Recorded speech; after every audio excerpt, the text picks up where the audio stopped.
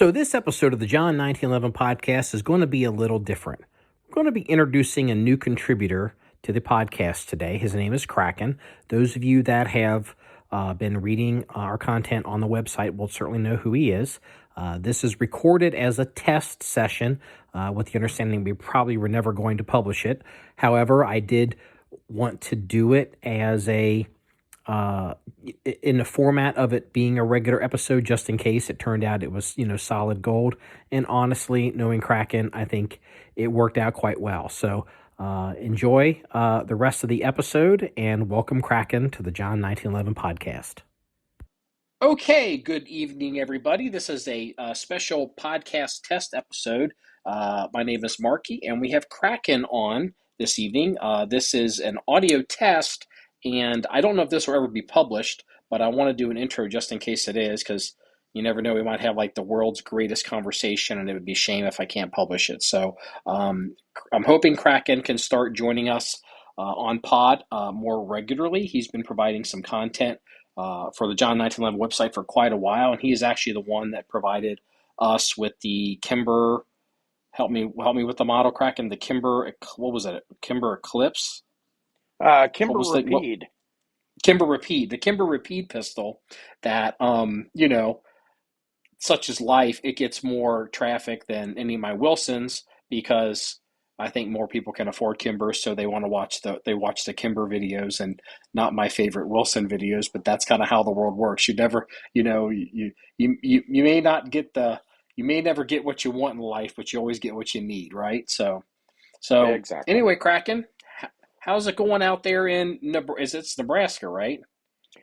Yeah, extreme southeast Nebraska. The weather's yo-yoing up and down, so we had a high of 13 degrees today, and the high Saturday is supposed to be 58. Wow. We had 70. We were supposed to hit 75 here in Ohio, and I think we hit 72. Yesterday was 70, and I think by the weekend we'll probably be back in the 30s. So it's been unusually warm. So I actually drove the Porsche today with the top down. So that's the first time I've done that in months. So yeah, good times. Quit rubbing it in. Well, hey, dude, I live in Ohio. I don't live in Florida. I'm not going to be rubbing it in for long. I mean, it's just one of those things that happen. So, I wanted to ask you because when I went to the, I guess it's called the National Farm Machinery Show in Louisville, Kentucky on Saturday. What is today? Thursday. Today's Thursday. So I went this past Saturday. On Friday of last week, I didn't even know this thing existed, never heard of it. Or Thursday. Then I went down Saturday and checked out some things. And one thing that kind of I had forgotten is you have a tractor. Is it what make? Because you have a tractor that you use in the winter. It's got a cab on it. You use it in the snow. Well, and it's not. Is it a TYM or is it a Coyote? What was the model tractor? New Holland? What was it? I've got a Coyote. Coyote. Okay. So you like that Coyote? I'll tell you what, I've had it 3 years, and I have not had a lick of problems with it. I actually went round and round with the dealer when I was trying to buy it because I wanted an engine block heater put in it. And he kept telling me I didn't need one. And I kept countering with, look, dude, I'm not trying to get you to throw one in. I'll pay for the block heater and pay for the labor. I'll live on top of a mountain, basically. And he kept telling me I didn't need it. And it finally got down to, tell you what, if the SOB breaks, I'll come out and fix it for free if it gels up and won't start. And knock on wood, I've been out in minus 15 degree weather and it fires right off and goes. Wow, that's interesting that they must have a hard time getting them. So, well, I'll tell you what, at the farm show, I have a picture on the website. Coyote. Am I saying it right? Do you say coyote like Coyote the animal? Just like the animal. Okay, good. So they had a tractor. Coyote's got a full-blown they have a full blown. I think they have it's a 90 and 100 horsepower full utility size tractors, and if I think they had a skid steer at the show. That was a big shock for everybody. Like Cody was like the real, like really interesting brand at the show from what I could tell from listening to people. So I didn't price the 100 horsepower Coyote because I'm already balls deep in the Massey Ferguson, but it's pretty interesting. I mean, it's that they're getting I mean if Coyote had a tractor that big that was available with that kind of horsepower when we were shopping, I would have looked at it for sure. If there was a local dealer, and there's one south of us in northern Kentucky. So Yeah, I've had really good luck with mine with orange tractors. Coyote was kind of the redheaded stepchild here for quite a while, yeah, and there's a big dealer here in southeast Nebraska, and boy, I'll tell you, it just seems like everywhere you look now, you're just seeing these coyotes pop up everywhere, and everybody's talking about how good a tractor they are for what they're designed for. no, Coyotes is is Coyotes Korean, right? South Korean. Yeah, Korean. Yeah, okay, that's right. I'm trying. Mahindra's Japanese. I mean, everyone knows Kubota's Japanese. Mahindra's Japanese. Coyote South Korean. Or no, Mahindra's Indian. Yeah. Yeah, Mahindra's Indian, but sometimes they have Japanese engines. No, Mahindra's Indian. Maybe TYM is Japanese. You can tell I don't know shit about tractors. So, I'm doing the best I can, dude. I went to the farm show and shut up and looked around and took notes and got prices and figured some stuff out. So I was just I went like when I went I had to go look at the Massey stuff and I checked out. I saw the big coyote, so I took a picture of it because I knew a lot of people were interested in it. Um, what else was there? I did check out Fendt, $300,000 tractor. 200,000 for the one I looked at. It's just like I guess Fendt is kind of like Maybach to Mercedes. What and I checked out Woods decks and Woods attachments because Danny used a Woods deck for. He worked for 28 years for the road department, and he used literally, he says, the same Woods deck for all like 20 some years, and it never failed. And he's like, "That's the deck to get." But they're so expensive. I looked at them, but it's like, I mean, I can't justify. I mean, it's just a gun range. It's not like we're trying to maintain half the county. So I try to look at things that I know people are interested in because I like to bring it back home. So it'd be interesting to maybe we can get Coyote just to maybe get Coyote to sponsor the podcast. Maybe send you a demo tractor or something. Could if I got Coyote to send you a 100 horsepower demo tractor, could you use it? Oh, we could definitely find some stuff to tear up. Okay. Okay. You So know, there's an you're old go ahead. there's an old saying that you never know how much you need a tractor until you actually get one. Man, you're not kidding. You're not kidding. So, I mean, not that I'm like an expert on it, but we're trying to open up some of the trails that we haven't had open in years at the John 1911 range, and it was yesterday. Yesterday, I looked at the hours meter, and I'm closing in on I think 90 hours I put on the Massey Ferguson since we bought it, and that was I don't know when we bought that thing in the summer. Maybe it was in the spring, maybe it was in June, or I don't maybe it was at the end. I don't even remember. But we're coming in on 90 hours. That's how much work we've put in and how much we've really needed that tractor. It's been unbelievable. So now I just got to get a barn built. Does your Coyote sit like you have it in a garage at your house? I don't have a garage built for it yet, so it sits outside year round. Oh, okay, okay, all right. Damn, and it's starting and it sits outside in Nebraska Yeah, with it sits completely outside. The trick to these are fire the glow plugs off 3 times. Fourth time, hit the key, and then the biggest thing is not to crank up the RPMs and not to try and run anything until you've actually built up some engine heat.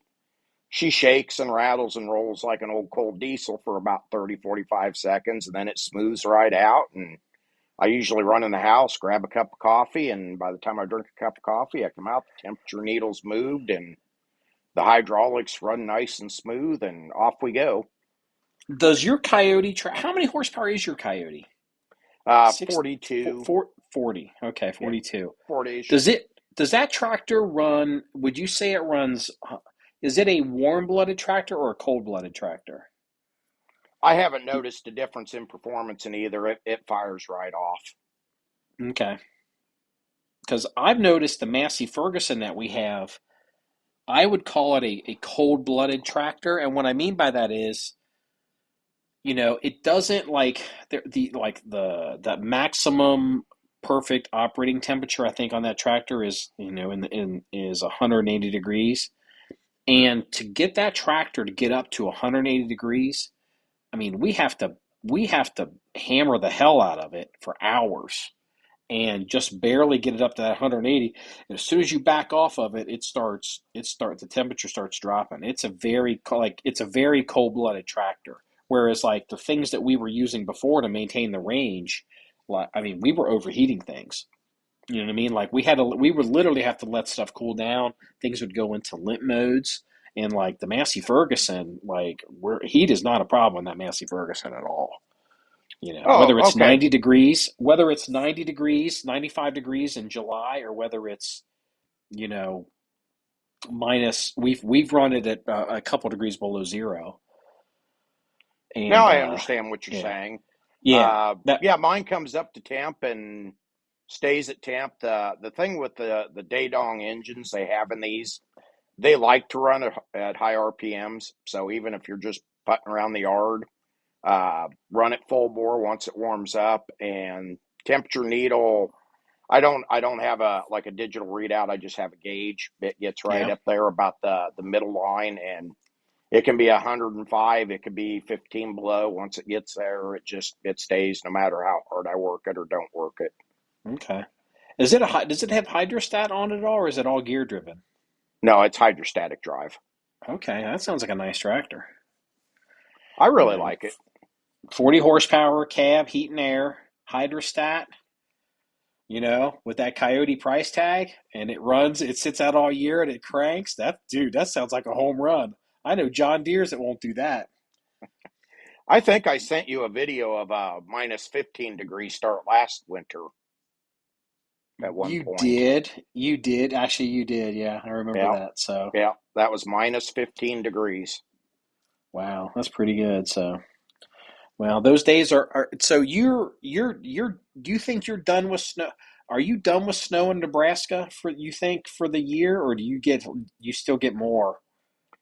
We'll probably get more. We're supposed to get some more, I think, next week. The problem in Nebraska, I had 10.5 inches in less than 24 hours fall last Thursday. Yeah. And by Saturday, it was practically gone. And now today we're back in when I woke up, it was 3 degrees out. Oh, holy shit, 3 degrees. You just Three don't know. degrees is cold. 3 degrees is cold. Yeah, we get 3 degrees here. Like we can get that cold, but that's when it's really cold here. It doesn't like just casually get to 3 degrees here. So, Yeah, oh, that's not uncommon here. We'll get three over the winter. We'll get 3 or 4 spurts, with minus degrees before wind chill. okay, okay, that's good enough. So, well, for the listeners that haven't quite figured it out, part of the reason why you're here is because you are definitely a fellow gun guy. I mean, you shoot and you collect and you repair, and I think you even do some. You've competed or you've done some. You've definitely taken courses. So, do you have any gun projects working on that you'd like to share or talk about? I know there was the Ed Brown rifle, but I think you've got other things too. Like anything you want to talk about?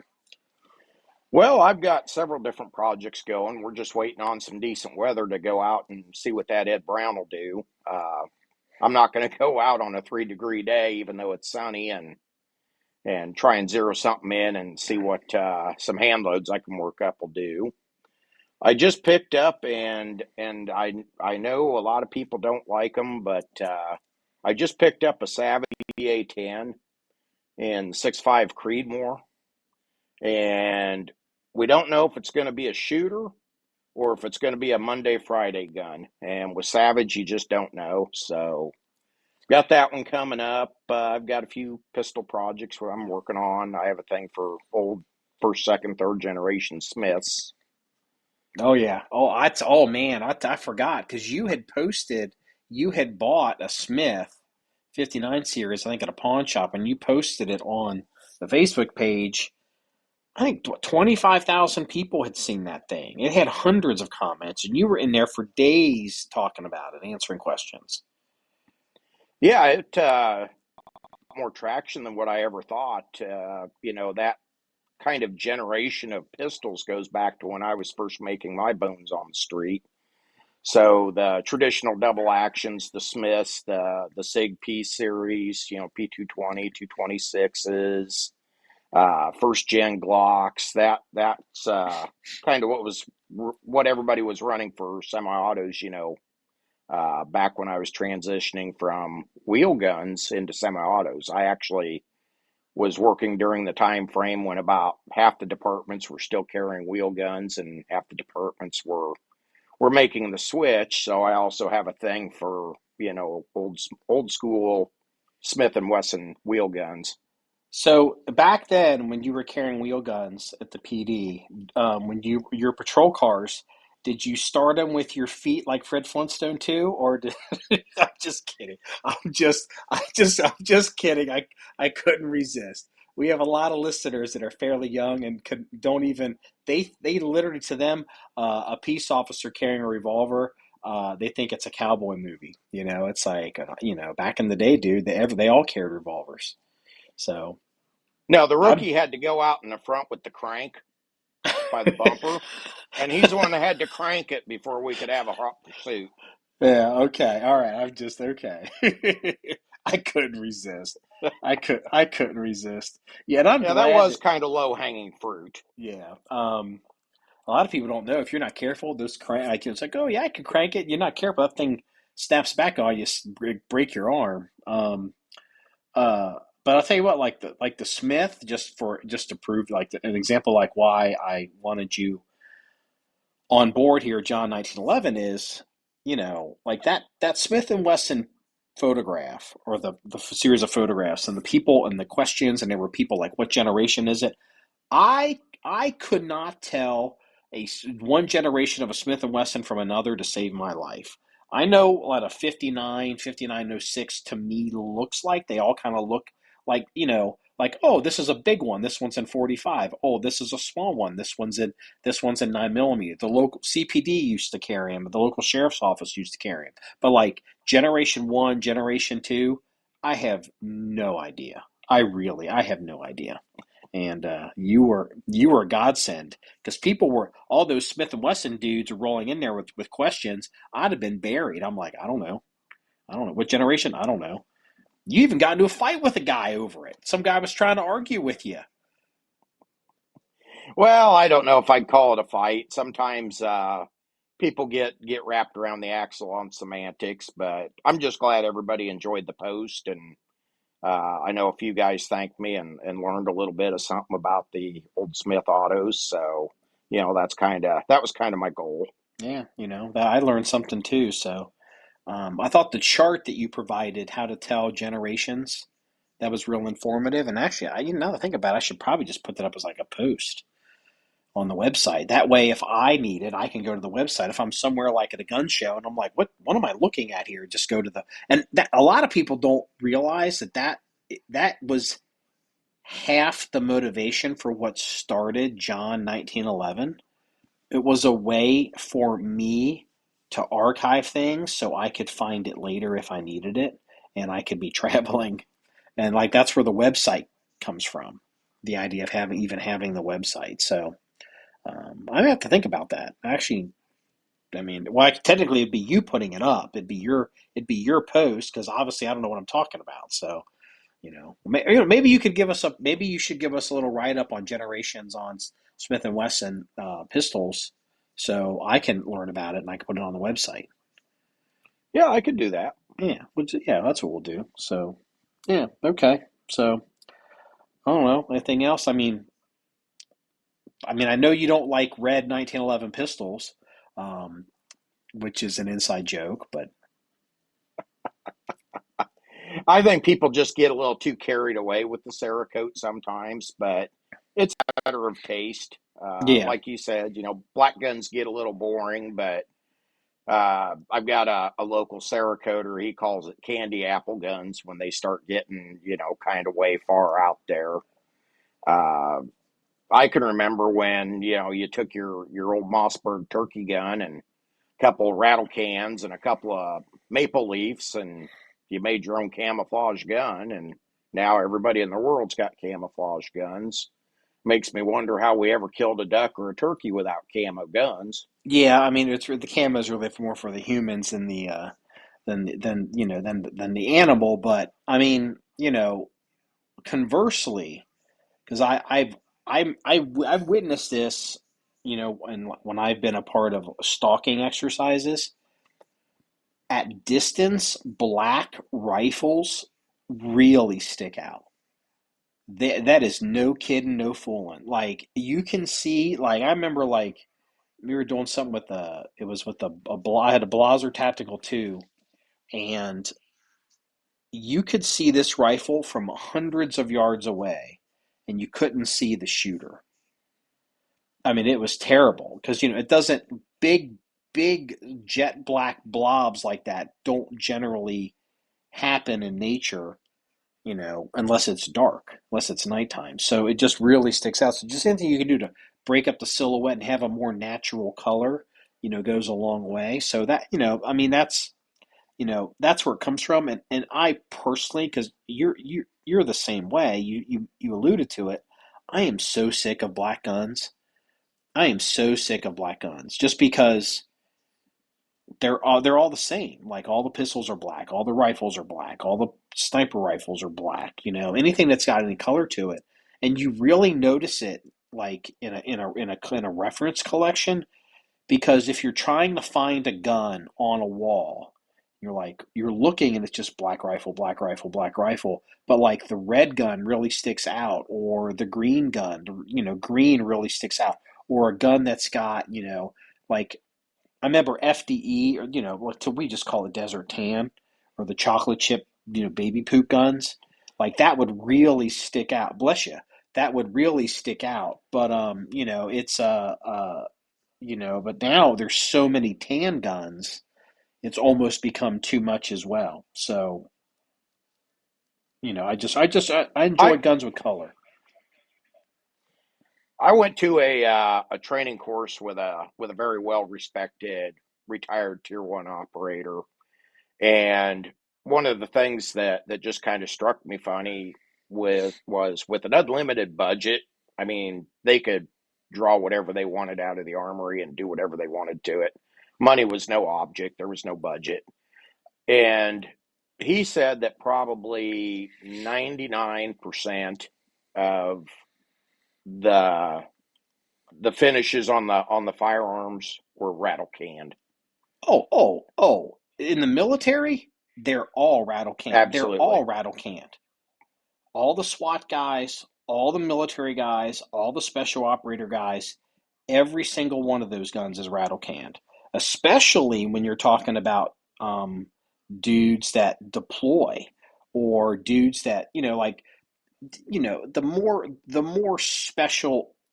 Everyone wants to talk about the Delta dude or the SEAL dude, but the local snipers in your town or your county, if they live in a if it's a 4 season jurisdiction, and the snipers actually need to get in position ahead of, say, an entry team that's going to hit some meth house, and it's snowing, those dudes can paint their guns black and white for half the year, or for 99 cents they can put some white on the gun. If you're, and that, and guys, because they want to buy into that romantic Hollywood image, and so they don't really think about, they don't, the idea that their local sniper, that they also know the dude and he shoots at their same gun range, and they may know the guy, it doesn't impress them. Well, if you're some, you know, worldwide special tier one unit that has to respond, anywhere around the world within what, 36 hours or something, your gear is set up to function.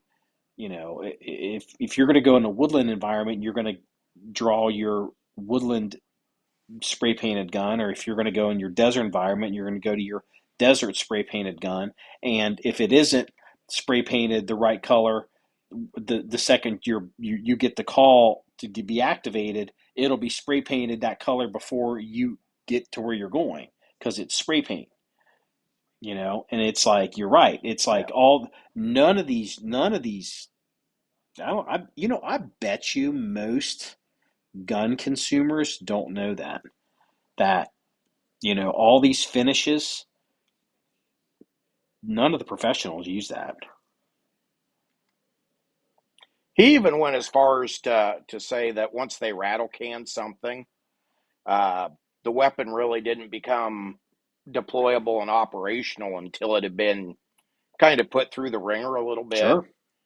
Because to an uninformed enemy, nothing screams American like a bright, shiny, brand new, freshly painted, super bad guy Oh killer. yeah, yeah. If you're trying to fit in, absolutely. I mean, the best finish those guns for those professionals will ever have is going to be a factory finish that keeps the gun from rusting. Whatever you put on top of that, that's just window, that's just lipstick on a pig. Like, Yep, nobody cares in the real world. Like, I mean, they just don't, you know. They don't. yep. All that shiny, brand new, high dollar gear, it just makes you stick out. They want their stuff weathered and beat in and kind of looking like it belongs in the Hmm. neighborhood. Well, I remember back and this was during yeah, I guess it's probably the first Gulf War. Even just like wearing sunglasses in the desert gave, you know, set you off as a non-local or as an American, like, but then, that changed because, with the second Gulf War and the invasion, we were there so long and it's such influence, we brought that, a lot of people started wearing sunglasses, but I remember there was a time when only Americans wore sunglasses, and that's things where, Yeah, like, a lot of people today would never even think about that. It wouldn't even occur to them. Or like chewing gum was like another one. Chewing gum, like if you're chewing gum, it doesn't matter what, like, you're trying to be some, look like you're trying to look like a local for whatever reason. You're chewing gum. It's like, I mean, maybe if you're chewing cot, you might fit in. But if you're chewing gum, it's like, you ain't from around here, brother. You stick out with your bright white ass teeth and you're chewing gum. It's like, yeah, yeah, sure thing, Habib. You really fit in here. So yeah, yeah. that's, but Hard, hard to say your name is Ahmed when you got a lip full of Copenhagen and oceans on. yeah, yeah. I mean, things change, and you can affect things. Like it's a, the style, a snapshot in time. Like what was the style of clothes in 1950 is not the style of clothes that was in 1959. And like what chocolate chip desert camo, like what American soldiers wore in 1991 and what they wore by about 2003, it's two completely different universes. Like it's like it almost looks like, the difference between like World War II and Vietnam difference. Like what the gear looked like and the clothing looked like. It was very very stark. So, but to circle back, just to, Kraken was making fun of me because I'm on a quest with single stack traditional 1911s to kind of have multiple calibers, kind of like we do with Glocks and other guns.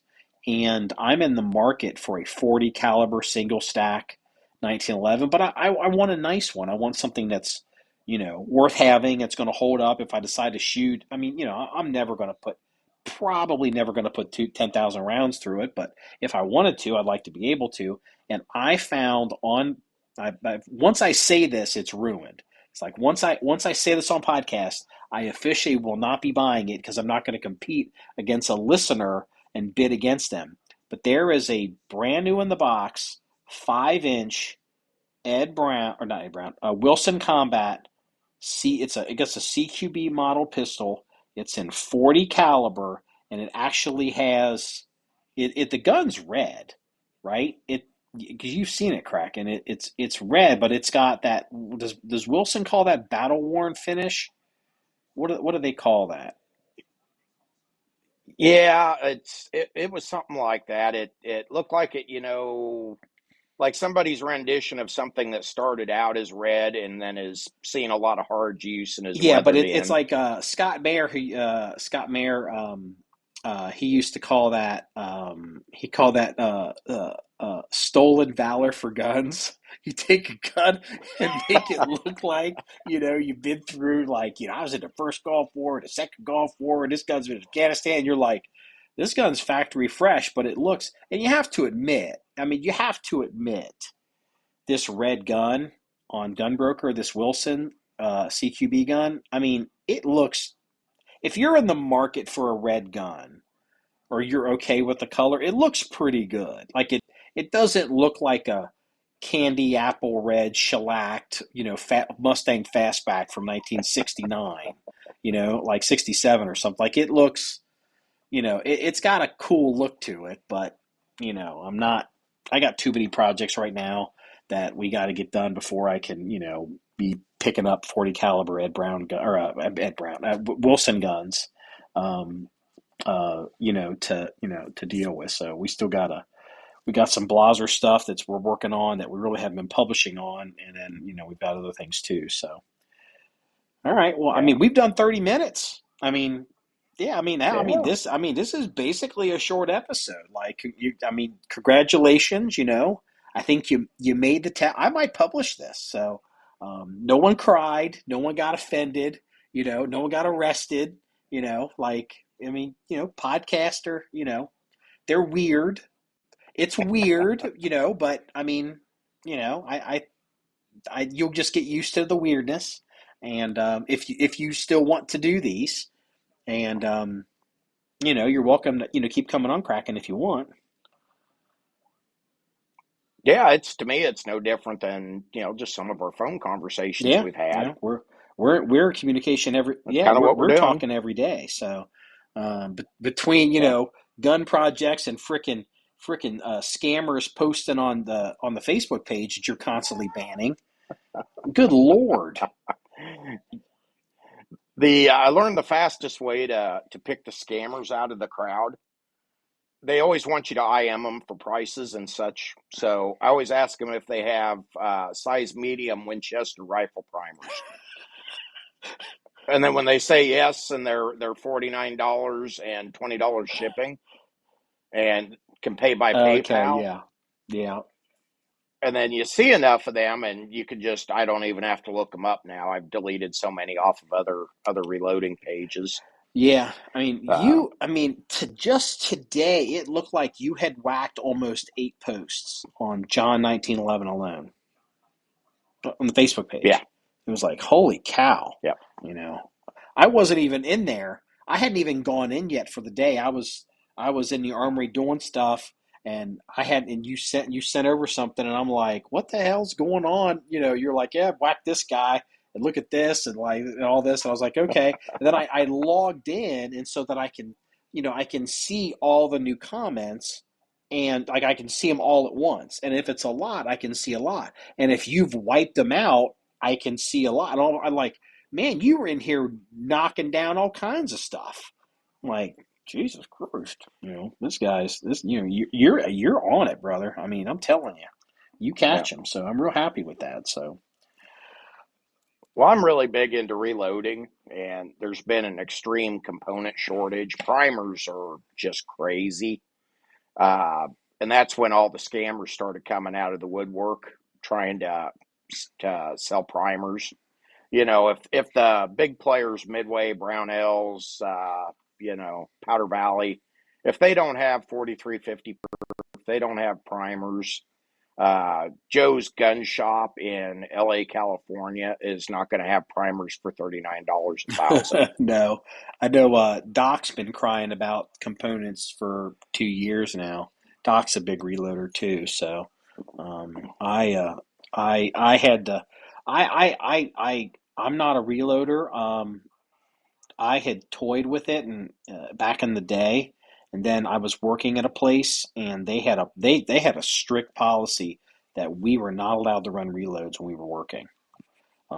It was like the insurance wouldn't cover us, and I'm like, okay, so I Yeah. kind of got away from it, and then you know I told myself like, well, I can do like simple reloads for like the 4570 on a single stage, because like I mean we had like a Hmm. 1050, we had all this stuff. I had a thing that would flip the primers so you could load the straws, vibrate the primers. Like, I mean, we had all kinds of stuff. Hmm. But I just, with the insurance liability, then now with John 1911, like Doc can shoot, I mean, anyone else can shoot. If they want to shoot their reloads on our property, I don't have a problem with it.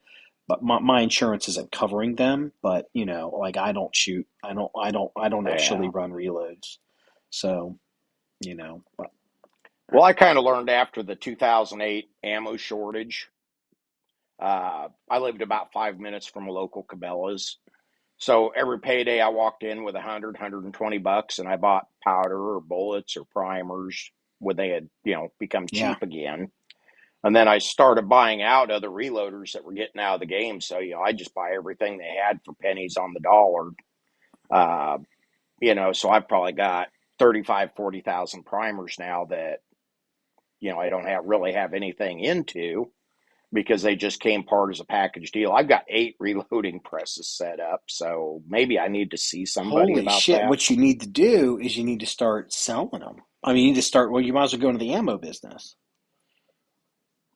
Well, my dad told me never sell something for a quick buck today that'll cost you $2 to replace tomorrow. Well, no, what I mean is don't sell your presses, sell ammo. Kraken ammo. Uh, you you wind up you have to get a Yeah, manufacturer's license, yeah. and it's just there's so much liability Hey, insurance look, with I've it. seen the photographs from the deck of your house. You could easily, if you had an explosion, you're far enough away from your neighbors. I think it would be fine. I think you'd get that. Is it the manufacturers? Is that the 11 license? I can't remember which one's the ammo manufacturer. Oh 07 is the gun manufacturer. Ammo is that 11 or is that an 11 or maybe it's a 9? Maybe I it's a think it's a 9. 9. Yeah. I think it's a 9. Uh, the liability insurance alone just kills you on it, and then you have to, number one, you have to be able to run it as scale to make it profitable. And with components are starting to come back, but even if you could scale it up, you still have a problem, sourcing things like Yeah. primers. Well, I've noticed that Doc and I were talking about this the other day. I've noticed that he's complaining like he can't get components. And I told him, I said, ammo is definitely because we buy ammo. Doc doesn't buy ammo. He Hmm. reloads like you, but we buy ammo. Like we buy it many cases, cases of thousands at a time, and we can get ammo. The truth is, even when you couldn't get ammo, we could still get ammo, but it was $700 a case. And so, we had to pay what we had to pay it for some stuff. But I told Doc, I said the reason you're not getting your components is because it's still going in all the ammo. And so, but now everybody's flush. I feel like ammo's flush. I don't think the price it's not terrible, but it's never going to be back the way it was. I think it's a good price, but everybody's got tons of ammo now. Like everybody's got ammo. Like if you need to buy cases of anything, like I'm certain if I needed to, I could buy a couple cases of 40. Like I could probably buy 3,000 rounds of 40 Smith and Wesson if I needed to. But that's eating up all your components, and that's the problem. And Doc was telling me he heard that Fiocchi is making Fiocchi has looked at the U.S. market and they have determined that the ammo consumption levels that we're at now since the riots, because it really predated COVID. It was the riots and COVID. That's the new Yeah. normal, and they've decided Fiocchi is now opening up a manufacturing plant in the United States because they've decided that going forward that they're going to be a part of it here because it's not going to come back down. It's going up. And Yep. what's the big plant in Missouri? Who's that? Who's the manufacturer? Is that Federal? That's federal. I mean, I remember I heard they were running So 3 shifts a that's, day, 24 hours a day, and I yeah. believe that's still going. That's not that far from you, is it? Yeah. No. The problem with primers is, Remington declared bankruptcy, so that took them out of the ammo and component game. The reloading sector has just always been the overflow for whatever, they didn't put into 30-06 hunting ammo or such. And then when COVID hit, especially, they may not have had personnel to run 3 shifts. They may have only had enough healthy people to run 1 shift. And then there were 1 million new gun buyers during that time, so they all bought ammo. So Oh no, every asset they had was going it was into 5 million new gun factory owners. ammo. Oh, okay. So that was an even bigger number. So I mean, right there, if everybody gets a box or two of ammo, Yeah. and you got Remington out of the game, and everybody else, having personnel staffing problems, Yeah. and then that continued all up and down the supply chain. So not only the guys making the primers, but the guys that were processing the raw materials to get to Federal, to make the primers, to get it to CCI. It was just one big Yeah, chain but reaction. isn't primer manufacturing even more of a heavy industry than the ammo manufacturing itself? Like I believe primer manufacturing is like a very serious business. I don't know why I think that. Do you have any opinion or any information on that? Like, like, okay, for example, like you, in theory, could open up an ammo manufacturing business at your house. I mean, like with all, you're cranking them out doing whatever you do.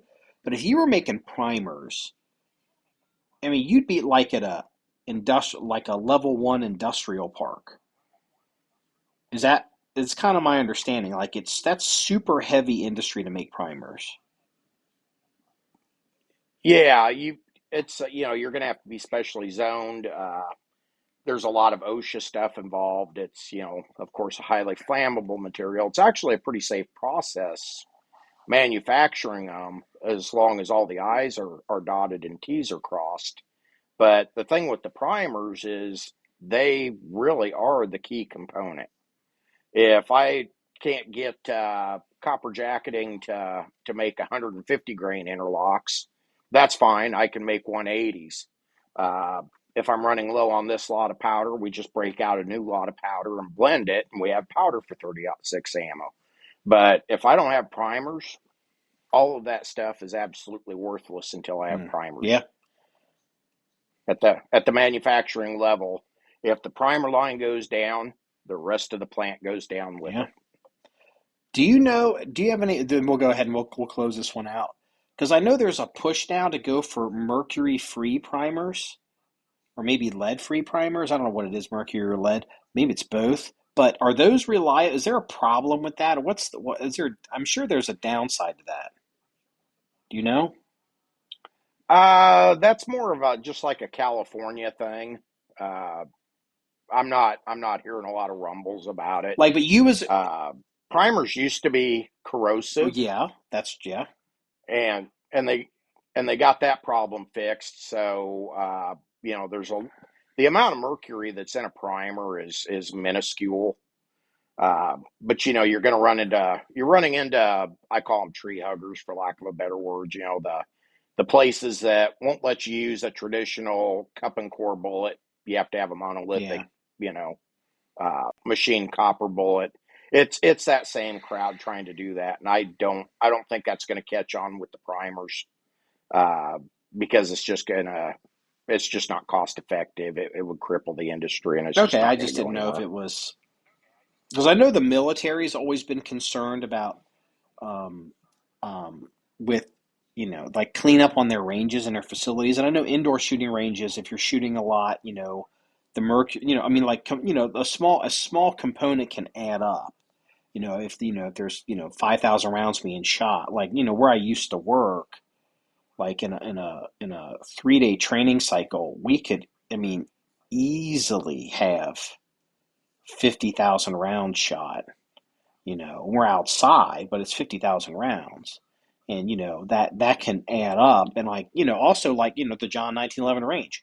I know, like, if we, like, everything, everything's always for sale. Like, the John 1911 range isn't for sale. My goal is I've looked at some of the neighboring farms and we might try to expand and buy some of those farms and, do stuff with the range. But if for some reason that doesn't happen or we kind of get boxed in, the range will be for sale and I'll pick up and we'll just buy a larger piece of property somewhere and do it all over again. But I know if I don't sell to the right person or the right situation, we're going to have to basically disclose that, I mean, while we're not zoned as a gun range, this is a functioning gun range. And like this berm has, you know, I don't know, like doesn't have that many rounds in it. Like, I mean, this one, like the pit probably has, our pit berm, I don't know, like it, I don't know. I have to 70,000 rounds in it, maybe. Like not, but Yeah. like that's over 4 years. That's not that much. But Yeah, you're going to have to disclose the lead contamination yeah, and all and that other kind of stuff. possible But contaminants. like you could do Yeah, remediation where people come in, they scoop it all out, and then you can sell it or do whatever. And but I just, but yeah. these become issues. Like, oh, wait a minute, didn't as I just remembered this. Clint Smith dealt with this because I know when he opened up his facility in Oregon, he's a lead-free range. Did you know that? I did not know that, but being in Oregon, it does not surprise me. I assumed it wasn't because of Oregon. I think it was because of him.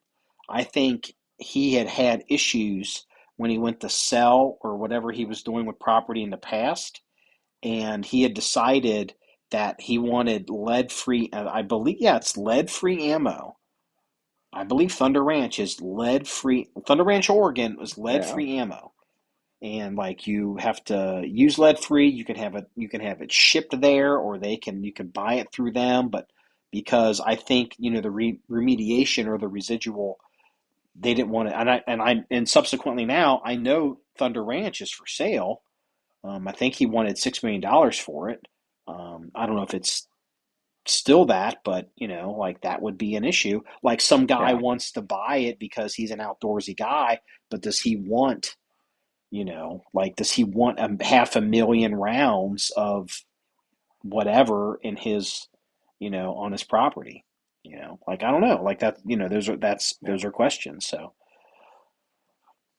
I could see where that would create a problem if you were going to put up like a housing development or, a subdivision or break it up into small yeah, parcels. so I mean, every situation's different. Yeah.